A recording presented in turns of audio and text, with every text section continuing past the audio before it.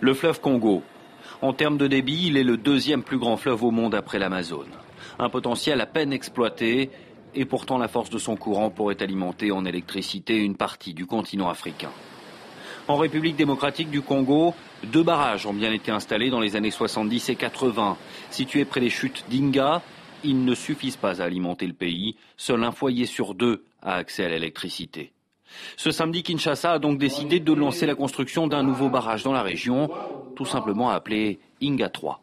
Il y a une demande forte de l'énergie d'Inga, une demande forte à l'intérieur du pays, dont les besoins à l'horizon 2020 vont dépasser les 5 000 MW.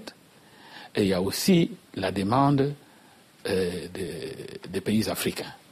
Des pays comme l'Afrique du Sud.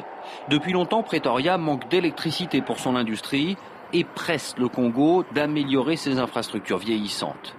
Une fois le barrage Inga 3 construit, les Sud-Africains utiliseront plus de la moitié de l'électricité produite par cette future centrale. Autrement dit, bien plus que les Congolais eux-mêmes. La première pierre devrait être posée en octobre 2015. La mise en service pourrait démarrer à l'horizon 2020. Dans cette zone peu habitée, seul 1 millier de personnes devraient être déplacées. Kinshasa affirme aussi que l'impact environnemental de cette construction serait minime. Le barrage Inga 3 s'inscrit en fait dans un projet bien plus vaste, le Grand Inga. 5 barrages et centrales supplémentaires construits dans cette zone d'ici une 50aine d'années. La République démocratique du Congo pourrait devenir la plus grande centrale électrique d'Afrique.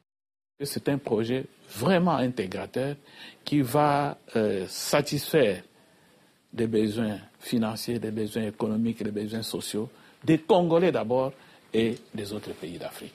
Et les besoins aussi financiers des autres partenaires qui vont intervenir dans ces marchés. Car la construction d'un tel projet attire les convoitises. Pour l'instant, 3 compagnies ont été présélectionnées pour construire et exploiter le futur barrage. Des sociétés chinoises, coréennes et canadiennes. La République démocratique du Congo va lancer des appels d'offres. En attendant, il faut financer le projet. Le pays sera aidé par l'Afrique du Sud, la Banque africaine de développement ou encore la Banque mondiale.